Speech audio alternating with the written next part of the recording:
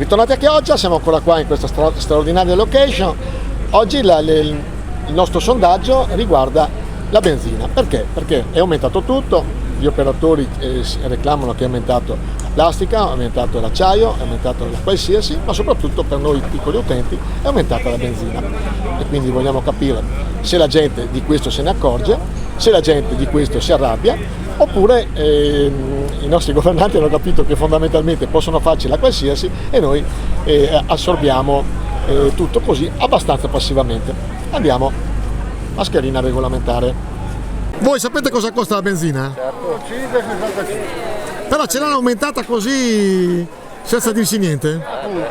Appunto. Anche perché il governo deve prendere i soldi. Come fanno a farsi gli stipendi per loro? La gente senza mangiare, ma loro gli stipendi piano. Buongiorno, piccolo sondaggio, sapete quanto costa la benzina? No, non ho la macchina. Non ha la macchina, lei lo sa? No, Comunque è aumentata. ma dai, Sì. mi dispiace. Noi sappiamo andare in barca, ma non... Brave! Arrivederci, buona giornata. Tu con questo passo baldanzoso, sai cosa costa la benzina? Cosa? La benzina sai quanto costa? No, ma quando vado a farla faccio sempre 10 euro e il prezzo non lo so mai. Può aumentare, dici, no? Esatto, Non c'è niente. faccio sempre 10 euro. Grande. Grazie. Testa al volo, sai quanto costa la benzina tu? No, non lo sa. No. Non lo sai? Tu lo sai quanto costa la benzina?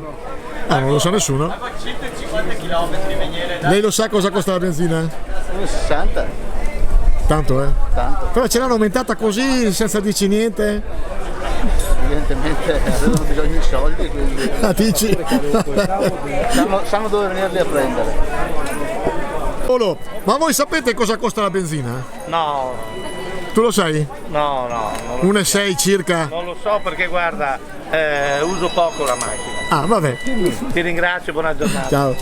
1,70 euro. Dai, 1,70 € è tanto, 1,60 € sicuro. No, 1,70 anche qua sotto Marina Borgo San Giovanni. 49 sono da fare a Migliere. Dipende dal motore, 1,58 €, 1,78 €, Sentite la fatica, Dipende dove ti va, se ti va, sentite la fatica, no, se può dire il nome?